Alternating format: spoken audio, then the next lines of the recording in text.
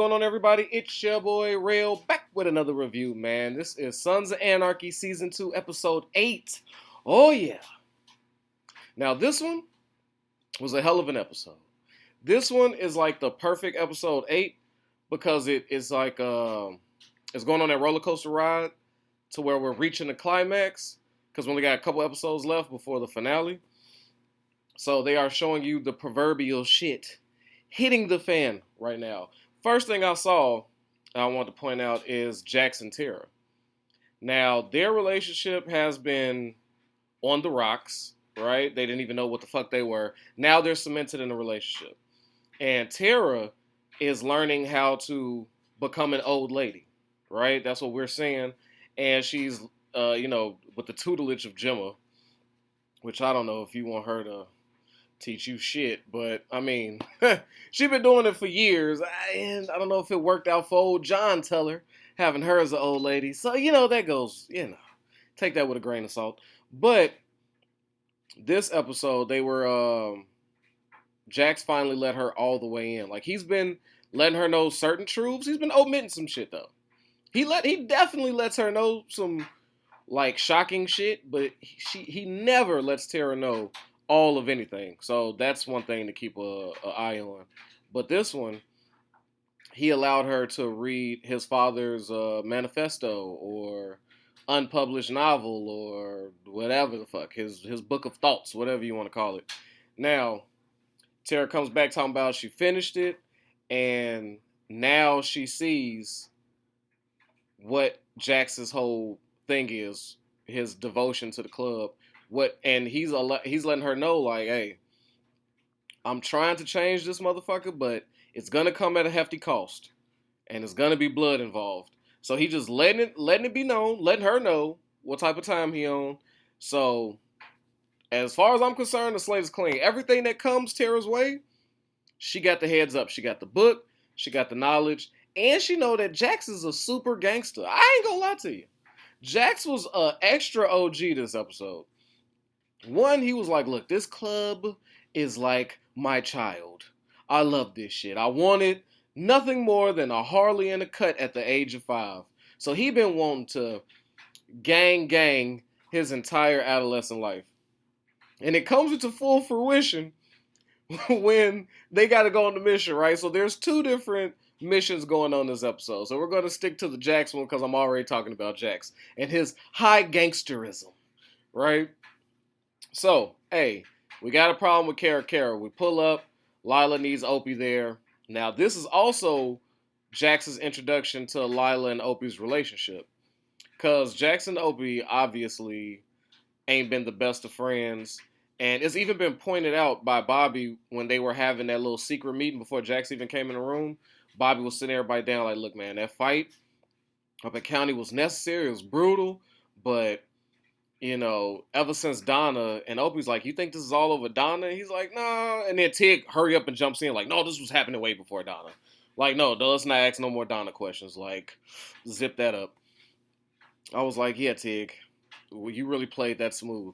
But Bobby doesn't know what it's about, but he knows it's deep-rooted and it's a real fucking problem. Like, people throwing out suggestions like, well, Jax wants to go in a different direction with the club, and if that's the beef, that's a healthy beef. But what's happening now is not healthy. And I also would like to put a side note that Bobby this season has been slowly becoming like my favorite character of this season. I really like Bobby. He has stepped into a position of what's best for the club, and he can differentiate his loyalty and respect that he has for Clay, because they've been so tight for so many years, to the new blood of Jax. Because Bobby is not the old guy that is like, oh, all you kids with your hibbity hop and doing all this. Like, Bobby is weirdly down for change. And it's unlike most older men. Like, once you reach a certain age as a man, you're pretty much what you're fucking getting. All right, I like this music. I like to fuck in this position. I like to eat this. All right, I don't give a fuck if it kills me, whatever. I'm too goddamn old to change. I'm not working out. It's over. Right? That's like 98% of men once they reach a certain age. whether their habits are good or bad. It just is what it is. But with Bobby, he is like that 2%. He's like the Varys of the Suns world. Like, he's knowledgeable, he keeps his ear to the ground, and he's fluid. Whatever's best for the club, he's fucking with. But he also needs peace. He's trying to figure out, he's trying to be a mediator. Now, the only thing keeping me from like proclaiming Bobby as my guy is the fact that he is piping out Otto's wife. Like Luann. Like, that is just, that's unforgivable. The man is locked up. He only had one eye. Now he ain't got that shit. And nobody loves nobody more than Otto loves Luann. And everybody in the club knows that. Now, when she first came on to Bobby, right, trying to hide the numbers from the club, what they really owe, with the extreme guac 3,000, you know what I'm saying? I can understand a man being like a victim of the flesh. Like, we all got that. Like, how do I tell a porn star that I don't want head? Like, how do I? Like, this is not, I can understand, right? So I would have let that fly. That was still dirty, but she was very aggressive, and a man is a man. You know what I'm saying? So, but the fact that him and Luann look like they've been going at it for some time, like that little conversation they had, like, oh, see you later, when they were in Cara, like, yeah, no. Now, it's one thing to make a mistake one time. I could damn near overlook it. It's still dirty. It's still nasty behavior. But continuously piping out a man who is blind, a man's wife who's blind and holding the club down from inside prison, and he seems to be the only fucking son locked up. I was like, damn. So that's nasty, Bobby. And because of that, and Article 1, verse 13 of the man book, thou shalt pipeth thy man's wife on numerous occasions. I can't get behind you on that one, man. I can't do it. So that excludes Bobby, but Bobby had it going for him, but I can't take this. That was just too much. That's just too dirty. But anyway, so Jack sees that relationship between Opie and Lila. It's too many fucking L's. So he's a little curious about that. But they come to find out that Georgie done murdered the dog. Okay, Georgie's lost his fucking mind. He murdered the guard dog and stole the laptop. Now, no matter what else they did, took money, whatever, that don't mean shit. Apparently, this unedited films is worth way more than anything. The shit that's in that laptop is worth too much. And we know through Kanye's, or I should say Ye's, what happened when his cousin stole his laptop. Laptop theft is huge. It has everything on it, okay? You can hold it at a very good bounty. So in true fashion, they go and return it. Now, we also have the return of Chucky, right? So we get more information on Clay's side. So Clay linking up with the Asians to find out that, the Mayans are pressing their ass. They losing, and they need AKs. Okay, they need guns and willing to pay double the price so they can fire back on these motherfuckers, right? Now, but what they were throwing into the little pie was that we're going to give you Chucky. So our boy Chucky is back, the supreme jerker himself. All right, only that he can't do it anymore. The Asians got fucking fed up and chopped off his fingers. Now, what I find irritating about the return of Chucky is that he got them bogus ass O.J. Simpson ass isotoner gloves on. And you can blatantly see his folded up fingers in there with just these two digits out. I'm like, you couldn't have got my man a bigger glove. Like, it's so irritating. Because now every time I see Chucky, I just see his poor fucking 8 fingers smushed into these tight ass gloves. And I'm like, is he getting properly paid for this? You know how sweaty and nasty and sore your fingers are? Who knows how long he's on set?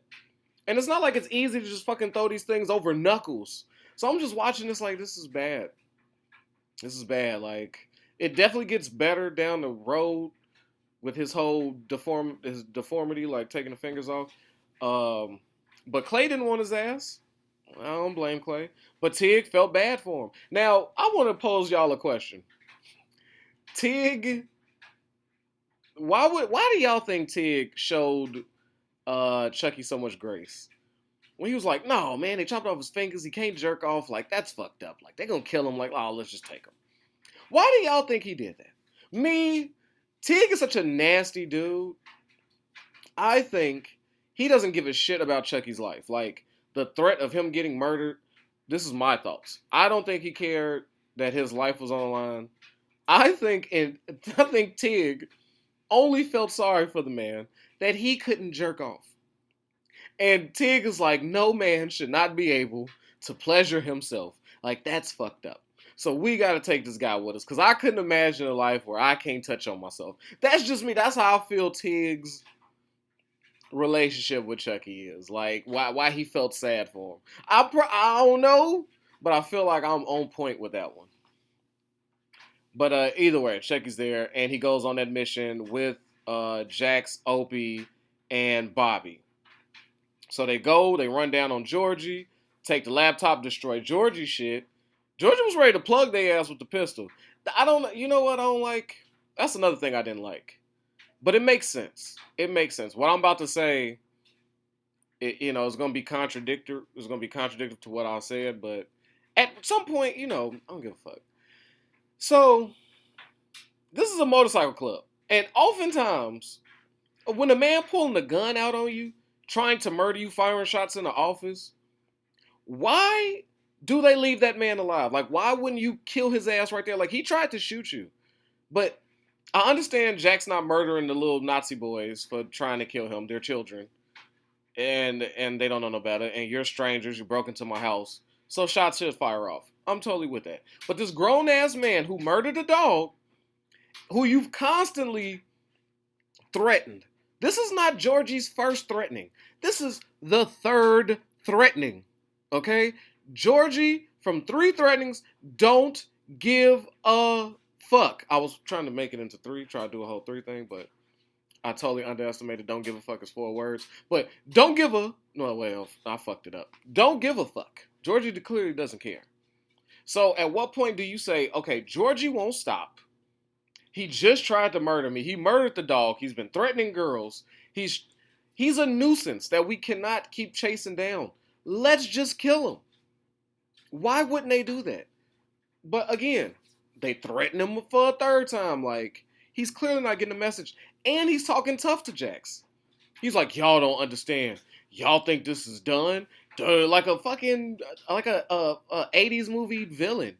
You think you could get away? You think this is over? Like, I always like, just murder this dude. Just murder him. He's threatening still. He's telling you he's not done. He's not going to stop. Like, whatever. So they destroy his shit, take their shit back, and leave him alive. Now, where the contradiction comes in is, I would say they're dumb if they were to murder Georgie in that room. Because, A, it's a film set. So there's nothing but cameras around. B, they're all on fucking parole for gun charges. Like, if they go back, they're fucked. You know what I'm saying? So murdering Georgie there probably isn't the best look. But I still want it done. Okay? Get on your gangster shit. Now, Jackson and them going to go find out about this whole... the Asians losing, there's the Mayans moving up, they stepping up in the world. So he want to go holler at Leroy. See what's going on. So he goes to their old stomping ground, finds that it's now a Mayans hangout. I was like, damn, the Mayans on that bullshit for real. So they wait for Alvarez because they can't leave. And Alvarez lets this motherfucker know, hey, tell Clay that bullshit truce is over. We ain't going for none of that. And drop yo cut. Now this is super Jax. This is super gangster Jax right here. I gotta say, I looked at him and I said, oh, well, goddamn, this man does not fuck around. He said, hey, cool, but no, you're not getting my cut. You gonna have to take it off my dead body, bitch. You just might as well shoot me. I ain't coming up off this. And I said, damn, not me. That's how I know I ain't no super gangster. Cause I'm like, okay, we're in here, we're outgunned, ain't no truce, wants to murder me. The least, I'm sure we got plenty of vests. Like, come on. This ain't the only one. Like, we got vests on order. Like, I could get new patches. I could sew some new shit on. Yeah, fuck it, take the vest. That's where me and Jax differ in our gangsterism. Clearly, I'm not on that level. Because Jax was ready to die behind his shit. I'd be like, boy, you can take this leather. I don't give a fuck. Cool, take this. We're out. You know what I'm saying? But Jax wasn't going. You was going to have to get it in blood. So I was like, damn, I respect that. I respect that. So if any of y'all that watching this was like, you know what, I think Rail would be a good addition to our biker gang, nope, I wouldn't if I was you. That would send me an invite. I'm not going to hold it down like you and your crew hold it. If y'all going down behind the fucking leather vest, you might as well save your invite. Rail's not good enough. I'm coming up off your vest. All right? I don't know what to tell you. I'm taking the vest off. The motherfucker threatened me with guns to my face. Take this vest. I'm sorry. Here, take the vest. So, Alvarez is like, okay, cool. I'm going to murder your ass. But Bobby comes in and says, oh no. Murdering the mother chapter's VP? You got the gunpowder for that? Like, because we're all going to come. It's not going to stop here, my dog. So, is this the move you want to make? Bobby come in the clutch and Alvarez ends up spitting on it. But they get out of there. Now, that's the end of their mission, right? Now, we got Clay and them. Clay is going to see the Irish dude, well, the Irish guy's son, about the AKs. They want to sell, they want to get double the money. So they pulled up on him, unannounced. He comes out spitting some bullshit about how he sold them already, and I ain't give you the names of people. But Clay read the room pretty well. Once they left out, they was like, yes, the guns are in there. Okay, he's bullshitting. And they are working with Zobel. Which goes back to my motherfucker should have snitched. So now I did the handgun running for you so I could get the AKs. Not only are you not giving me the AKs like we agreed and promised, you selling them to the ops, like, and not just any ops. Not the Mayans. I could probably be like, whatever, Mayans, whatever. Not the Niners. Yeah, Niners. We've all did that push and pull, touch and go shit with these different clubs. I can understand. But Zobel and the white nationalists, those are the super ops. These ain't regular motherfuckers. These are cold, calculated, political figures out there on that bullshit. And they're smarter.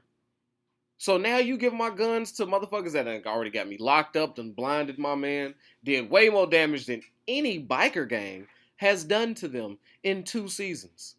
I'm snitching. I don't give a fuck. Another reason why y'all shouldn't give me a fucking invitation to your biker gang. There's a high value chance I might snitch. I don't know, man. I'm too old. You should have called me back in my teenage years. I would have been a gangster for you. 20s. At the age of 35 with these kids? This mortgage? Nigga, I'm telling.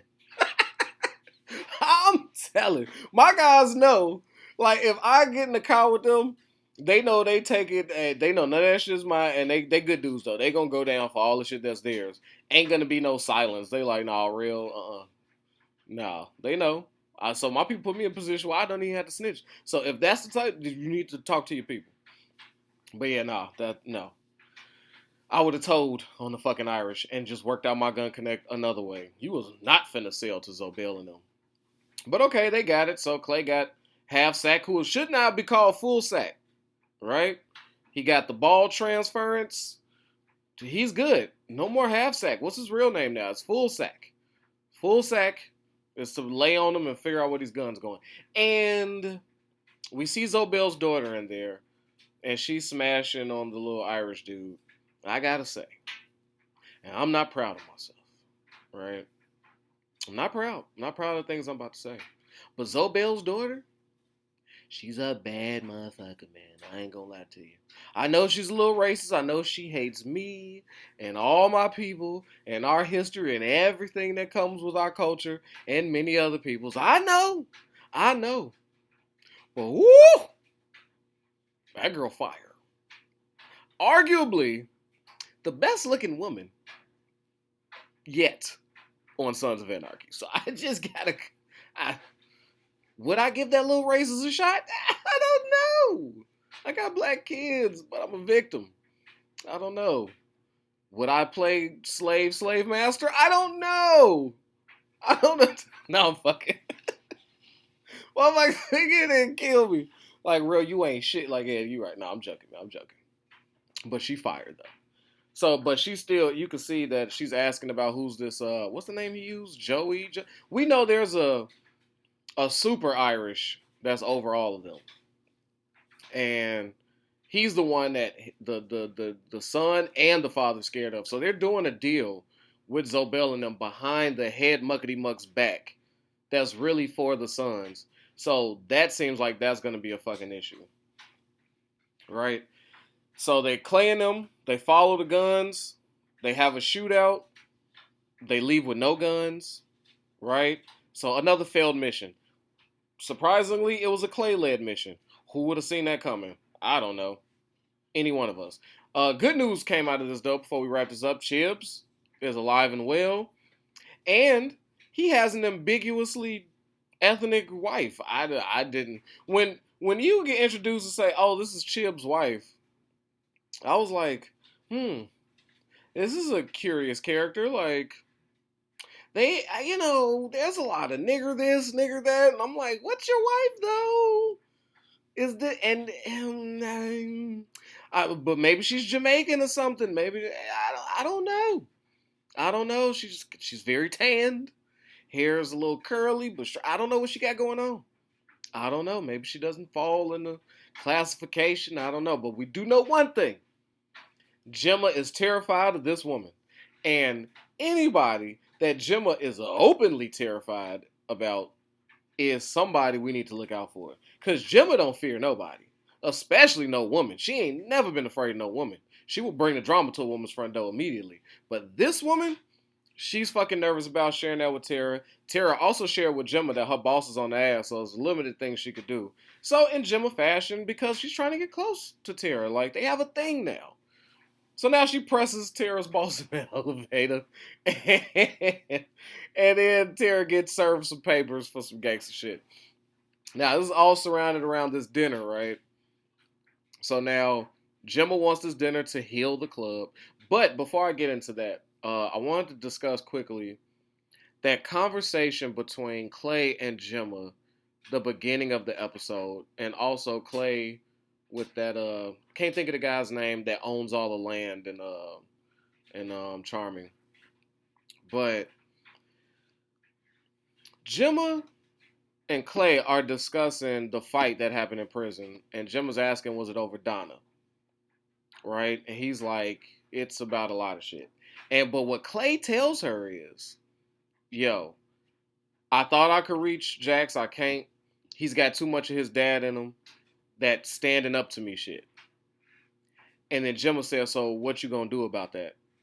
We'll let it see. So to me, that's a dark ass conversation because we don't know exactly what happened to John, but when he says that he's got too much of his father in him that going against me, that lets us know two things. John went against Clay, challenged him, and John's no longer alive. So I don't think we got to put too much together. And the fact that Gemma's trying to cover up everything seems like she had a lot to assist in that process. And now if Jax is showing too much of his father and pressing the line like his father did, this is his mom right here. And does it seem like to you that Gemma's down to have to murder Jax? Like she tried everything she can, but if Jax got to get killed, so everything could remain status quo? And is it for the money? Is it just for the money that we doing all this? So I don't know. That was a dark conversation that it could have been overlooked, but I was there for it. And now we see Clay with the dude with all the land that bailed him out. Now he's running for mayor, so now the Sons look like they about to start getting into politics. So that's something to watch out for as well. But yeah, so now the potluck is finally here, and there's beef between Tiggs and Bobby. But Tig is feeling away because Clay don't trust Tig to get the job done no more. And Bobby is holding shit down. He's being a solid dude. So I feel like Tig is just extra aggressive toward Bobby for doing what he's supposed to be doing. So Tig is acting like a real hater at this dinner. And then we got both sides screaming about, where was y'all at We got 2 people in the hospital. It was a shootout. I didn't see nobody get shot. Who has ended up in the hospital? It was a whole shootout and nobody got clipped. Like, everybody that was at the shootout is there at the dinner. So I don't know what the fuck Clay was talking about. I'm like, well, what 2 dudes are hospitalized? I'm confused. And then Jackson them is telling them like, yo, we was out here working. Fuck is you talking about? Like, we had problems with Kara, had to get some get back. All right. And we was trapped behind Mayans enemy lines. Like, the fuck? We had our own shit. So now both sides is beefing, and in walks Hell with the news that Luann got beat to death with a baseball bat left there. And what do you know? I wonder who did that. Could it be Georgie, who we just let live? So when Clay pressed Jax about that shit, like, this is your fault. The get back for the club, like, it is 100% Jack's fault. He did this, and he let Georgie live, and these are the ramifications. Now Otto's wife is dead. Who the fuck is about to go explain that shit to Otto? That seemed to be the only thing that kept Otto solid behind bars.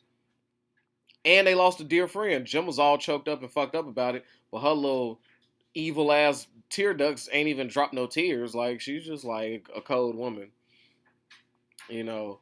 And yeah, it seems to be a big fight. And then Jack screaming, "I'm not the one killing women." And then that's when she smashed a plate. I said, ooh, the tea is about to spill it over. Jack said, fuck it. I was like, damn, that's going to be a goodie. That's going to be a goodie. Is anything else I missed? Tara talking shit to Layla. I felt like I've been saying her name right. Yeah, we're talking about serving hand jobs for dessert. I don't know. She's just misplaced anger. And that's a weird, that'd be a weird conversation to have. Like, how can Opie just come to his man's like, bro, could you tell your girlfriend to stop talking shit to my girlfriend? Like, that'd be great. Like, that's a weird conversation for men to have. Ladies, stop putting your man in them weird predicaments with their friends. Like, that's crazy. But, yeah, it's at a full peak at this point. And I thought that was a perfect way to end the episode. With Jack screaming, I'm not the one out here killing women. Because everybody heard him. And somebody's going to want to ask questions about, well, what women have been killed? There's only one I know about. There's Donna. So episode 9 should be a goodie. But yeah, with that, protect your health, yourself, your wealth, man. Ranking this episode. Sorry, guys. Giving this one a 9. Really enjoyed this. And who I got winning this episode? I'm going to have to go with... I'll have to go with Jax. Jax won this episode for me. I want to go with Bobby. It was a tie. It was a flip up between Bobby and Jax. But Jax was just too gangster with Alvarez and them.